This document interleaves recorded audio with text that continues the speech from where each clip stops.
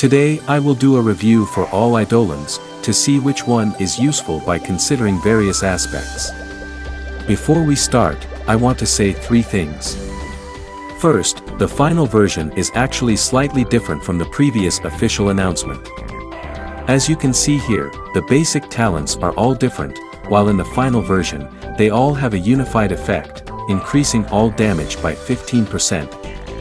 Second, I will only highly consider base stats on weapon Eidolons tier, since the attack is the most important stats in the game. Of course, the other stats are still important, but somehow the tier difference could still be tolerated. And third, certain Eidolon could be the best for certain classes, so please listen to all the reviews and not blindly follows the tier list. Alright, let's start with the lowest rarity first. Boorish Eidolon has the lowest stats, but the ultimate ability is quite nice. It is useful for physical classes in the early game, and you can use Valkyrie boons if you don't have any dash skill. Some classes also use Boar King equipment, so you can use this Eidolon to complete the set. I will rate it as C+ tier. Second, Grimhowl. Same as Boari's Eidolon, it has the lowest stats. The ultimate ability should be very useful in classes that bring summons to amplify your damage. Too bad, the advanced talent is basically useless since no one uses Grimhowl equipment set. So, I will rate it as C tier. Third, Highway Eidolon. It has medium basic stats, and the advanced talents could still be used, albeit not very popular. The ultimate talent buff activation speed is unknown, so it needs further testing. By the way, I already tested it but, literally nothing happened. For now, I will only rate it as C+. Knightly Eidolon. Not many people use the Arch Knight set, and the ultimate talent buff is very powerful but impractical. It could only be used as an opening strike against enemies. So for general uses, I will only rate it as B tier. By the way, I have an untested idea. How about Shinobi abuse this Eidolon buff before summoning each permanent clone? The physical damage bonus increase would be insane. If this idea works, then it has the potential to become an A tier Eidolon. Fifth, Triumvirate Eidolon. It has high-grade base stats, and some classes can use the benefit of its advanced talents.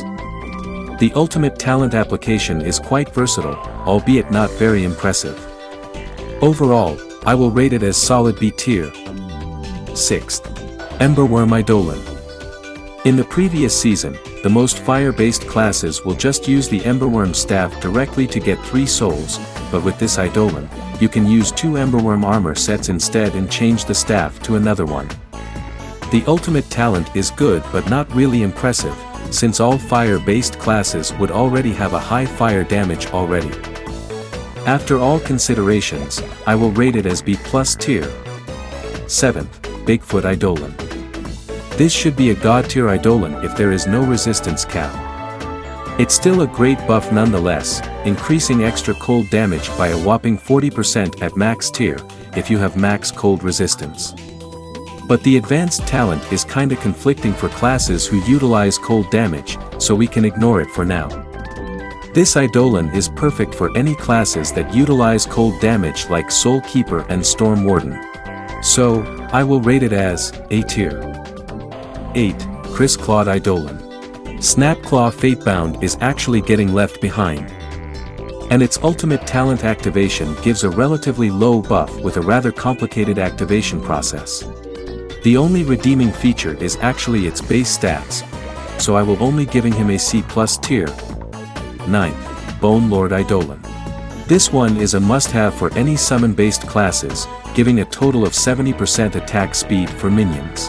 The stats are high, but you can forget its advanced talent since no one used the Skeleton King set since mankind existed. Overall, I will give it a solid A tier. 10th, Blackguard Eidolon.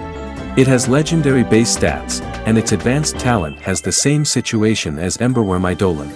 Most people use Black Arch Knight Sword for convenience, but you might need to find another way to find a weapon replacement. The thing about its ultimate talent is, it needs to be activated through bleeding. Attack speed buff also only works on a few classes, So, I will rate it as A tier. 11. Snakelocked Eidolon. This one is probably the best for weapon Eidolon, a must-have for any projectile-based classes. Albeit not giving a very powerful buff, it will be very handy when attempting hard dungeons, as it will slow down their movement. By the way, this Eidolon is already perfect to use in the early game, so I will rate it as S tier. The last one, Wizarding Eidolon.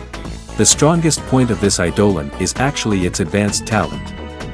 I can't count how many classes use Archwizard set for hybrid attack, so you only need 2 equipment and use stronger equipment to fill up the slot. Its ultimate is very versatile albeit not powerful, only giving a relatively small amount of intelligence.